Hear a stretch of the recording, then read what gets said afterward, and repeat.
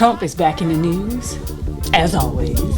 And Jamie Foxx speaks out after his health scare, okay? It's going to be a great show tonight, okay? Welcome to the lounge. My name is Lee Harris, and this is the Lee Harris Show. As I mentioned, we have Donald Trump back in the news, okay? When is he not in the news, okay? But this time, he's in the news because the Democrats are comparing him to Hitler, okay? And they are very afraid of the 2024 elections. These people are shaking in their boots. And guess what? They should be very afraid, because whether you like Trump or not, he's America's favorite, okay?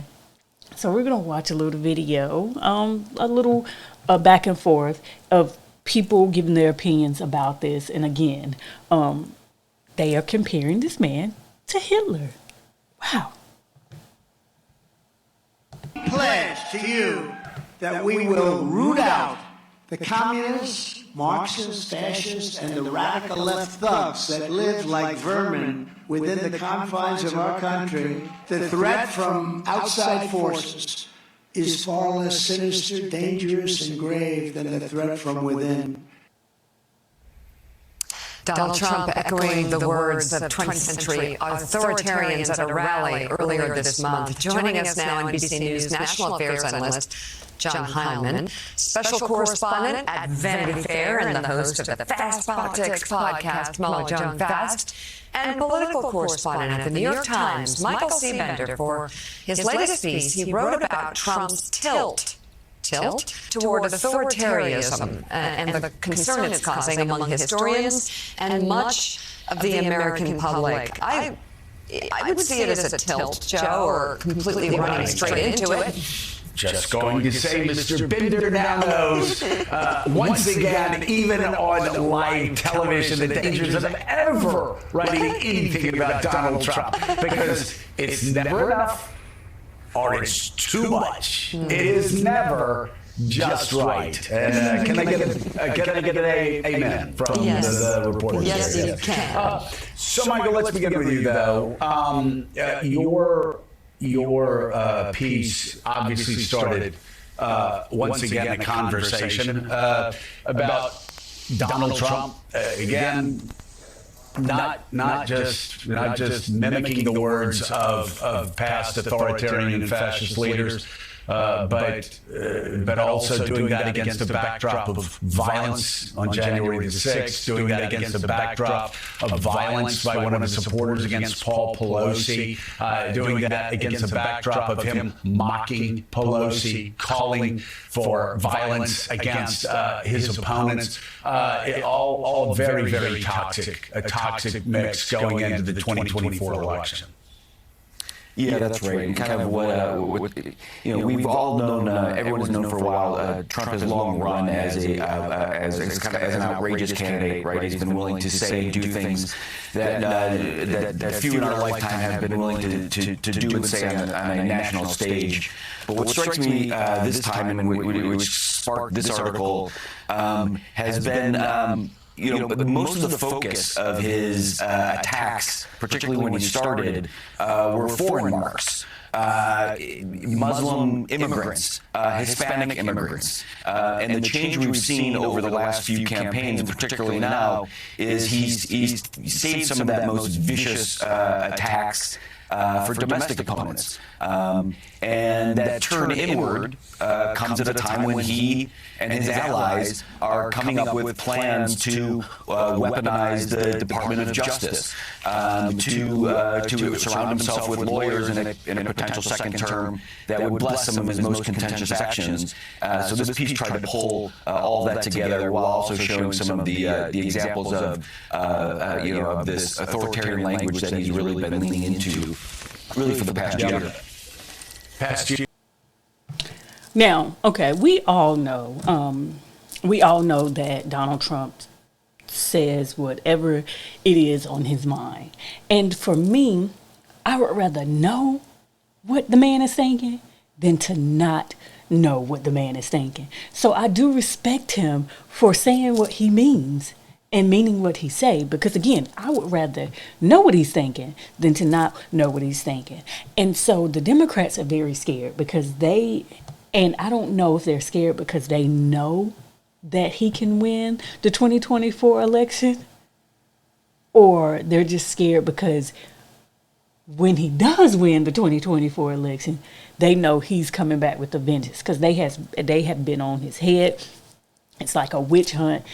When one thing doesn't work, they find something else to go after the man for, okay? So they are very afraid right now, and they have every right to be. So they are comparing Donald Trump to Hitler. We all know who Hitler is. If you're not familiar with Adolf Hitler, he was the one who was basically created like the camps for Jews. And he, was, it was horrible. It was horrible.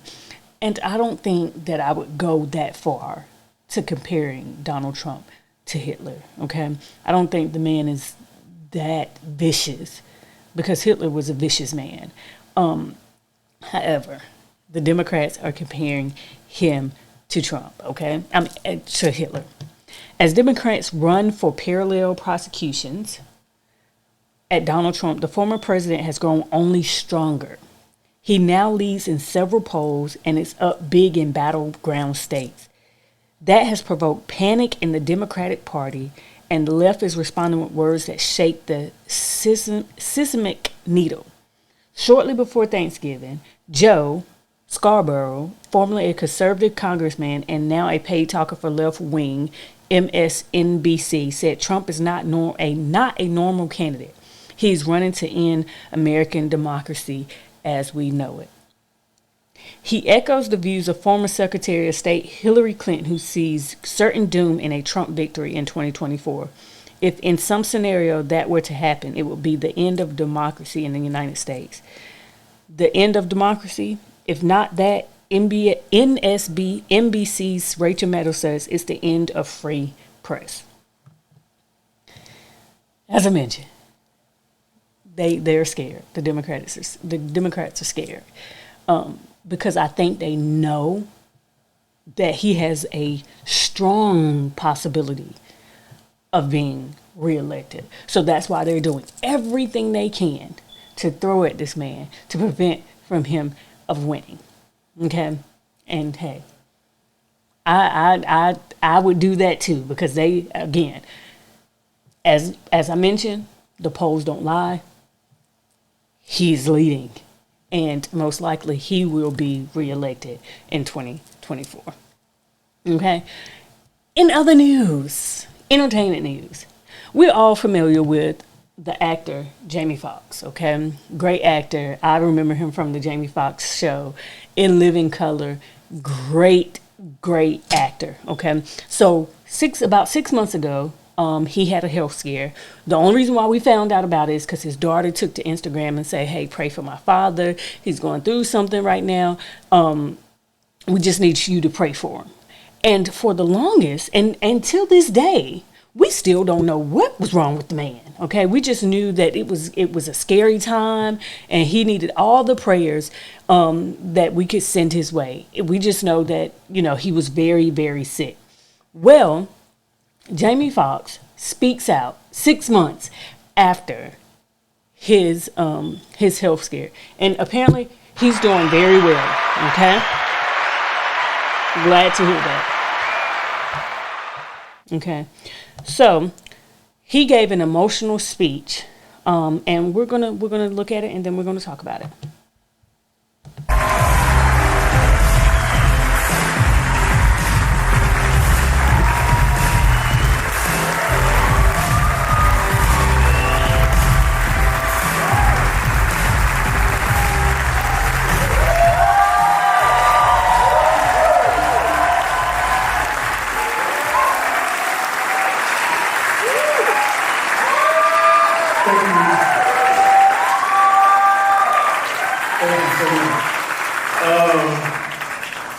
I want to thank everybody. I've been through something. I've been through some things. It's crazy. I couldn't do that 6 months ago. I couldn't actually walk. And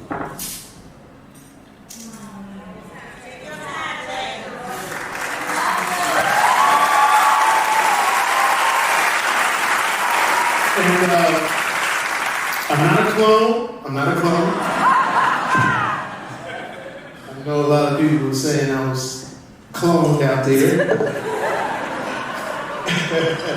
Boy, y'all ain't shit. That's a clone. Think about that, man. That's a clone. You know what's interesting? First of all, I want to say to my black folks, man, thank you so much for holding me down all the time. It means a lot because I always say, like, to black folks, it's harder to impress black folks. It is, because, you know, black people, every time you get an award, it's always somebody else that says, man, my cousin did the same thing. My cousin did the same shit. My cousin did right now, man. So it feels good to be here. I cherish every single minute now. It's different. You know, it's different. You know, it's beyond. I wouldn't wish what I went through on my worst enemy, because it's tough when it's almost over. When you see the tunnel. I saw the tunnel. I didn't see the light. It was hot in that tunnel. I don't know where I'm going. Shit, am I going to the right place? I just see the devil going, come on.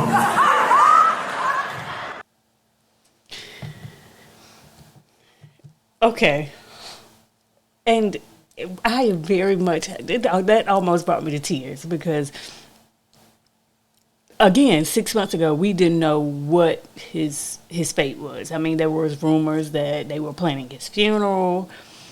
And I grew up watching Jamie Foxx. And just to see him on stage and to see the man doing well and to see him cracking jokes, it's amazing. And if you heard what he said, I don't wish that on my worst enemy. He couldn't walk. And to this day, we don't know the health scare that he went through. But he got through it. And, you know, there were rumors going around that when he finally got through it, that he was cloned. You see, he made a joke of that. But I am glad to see that he's doing well, and I hope that he continues to go well. He continues to get well, and I hope at this point he's 100%, okay? And I do have to throw in there because, you know, we all know what's going on with P. Diddy, and, you know, Jamie Foxx's name was thrown out there for a minute as far as an assault. But I do know the woman that is accusing him, he's already went through like legalities and got through that. And he's like, well, why is she coming back? Like, come on now, we already got through that. Why are you coming back? But again, I'm glad to see Jamie Foxx is happy and well. You guys seen it. He's making jokes. He even said, like, you know, he glad that his people stuck with him because black people are the hardest people to impress. And I do agree with that, okay? So, guys, I do want to thank you for joining the show. I have invested almost $5,000 in equipment to bring you some decent material. I want you to like and subscribe below. Send me some criticism. Let me know what you think that I could do better. Drop your comments below. Let me know if you enjoyed the show. Let me know if there's something that you want to see more of. And, guys, until next time, it's a wrap.